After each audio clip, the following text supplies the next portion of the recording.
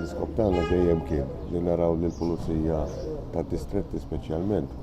ikollhom ċertu motivazzjoni fix-xogħol tagħhom u aħna nemmnu li din motivazzjoni jġibha billi tagħmilhom post tax-xogħol aktar komdu, tagħmilhom post tax-xogħol fejn jistgħu jiffunzjonaw aħjar u anke għaliex le biex il-pubbliku ġenerali fl-assistana ikun moqdi mod ħafna aħjar. Illum qed nagħmlu wkoll kmamar apposta fejn wieħed jista' jiġi jagħmel rapport jagħmlu f'ċertu privatezza fejn fil-passat dan ma kienx jeżisti. Aħna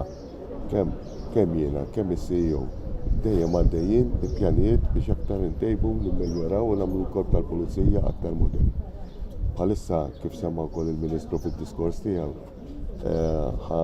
nimbarkaw bi proġett fejn tidħol community policing fejn biex aħna il-korp tal-pulizija jintegra iktar mal-pubbliku ġenerali, da jista' jkollu ħafna vantaġġi għax il-missjoni prinċipali tal-korp hija fuq kollox il-prevenzjoni,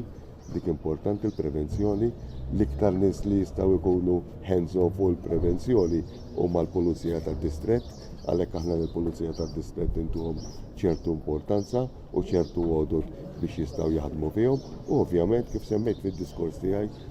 bħalissa għaddej